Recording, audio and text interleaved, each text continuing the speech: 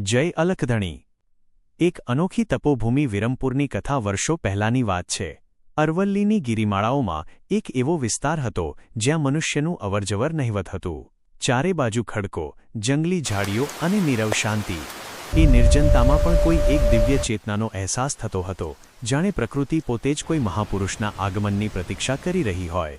આ ધરા પર જ્યારે પરમ પૂજ્ય મહંત શ્રી કલ્યાણદાસજી બાપુ પધાર્યા, ત્યારે તેમની આંખોમાં એક અલગ જ દ્રષ્ટિ હતી। બાપુએ આ ઉજ્જડ જમીન પર પગ મૂક્યો ત્યારે તેમને કોઈ સામાન્ય પથ્થરો ન દેખાયા, પણ અહીં તેમને ઈશ્વરનું નિવાસસ્થાન દેખાયું। તેમણે અડગ સંકલ્પ કર્યો કે આ પવિત્ર ભૂમિને તેઓ ભક્તિ અને સેવાના કેન્દ્રમાં ફેરવશે। શરૂઆતના દિવસો કઠિન હતા। તડકો હોય કે વરસાદ, બાપુની ભક્તિ અવિરત ચાલુ રહી। તેમની સાધના અને સેવાભાવ જોઈને પ્રકૃતિ પણ જાણે હરિયાળી બનીને તેમને આશીર્વાદ આપતી હોય તેવું લાગતું। અંતે સંવત 2074 અષાઢ સુદ બીજ તારીખ 14 જુલાઈ 2018ના પવિત્ર દિવસે આ આશ્રમની સ્થાપના થઈ।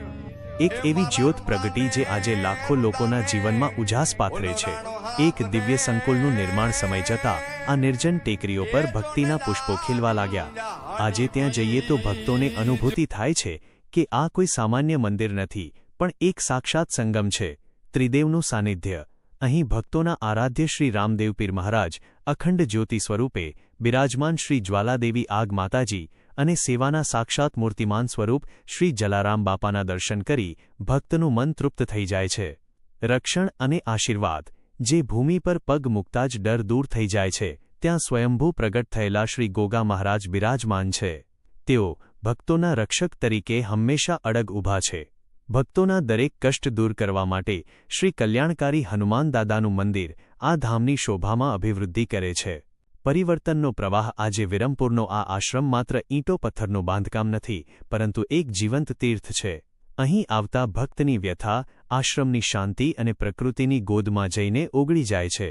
ગરીબોની સેવા, સનાતન સંસ્કૃતિનું જતન અને ભક્તિનો સૂર, આ ત્રણ સ્તંભો પર આ આશ્રમ ટકેલો છે। આજે જે કોઈ પણ વ્યક્તિ અહીં આવે છે તે અશાંતિ લઈને આવે છે, પણ શાંતિ અને એક નવી ઉર્જા લઈને પાછો ફરે છે। આ પરમ પૂજ્ય શ્રી વંદનીય મહંત શ્રી કલ્યાણદાસજી બાપુની તે તપસ્યાનું ફળ છે, જેણે એક નિર્જન જગ્યાને આજે ગુજરાતના નકશા પર શ્રદ્ધાના અગ્રણી ધામ તરીકે સ્થાપિત કરી છે। અંતમાં આ પવિત્ર ભૂમિને પ્રણામ કરતા માત્ર એટલું જ કહેવાનું મન થાય, બોલો જગ્યા ભૂમની જય હો, સ્વયંભૂ પ્રગટ શ્રી ગોગા મહારાજની જય હો, શ્રી જ્વાલાદેવી આગ માતાજીની જય હો, અલખધણી શ્રી રામદેવપીર મહારાજની જય હો, શ્રી જલારામ બાપાની જય હો, સત્ય સનાતન ધર્મનો જય હો।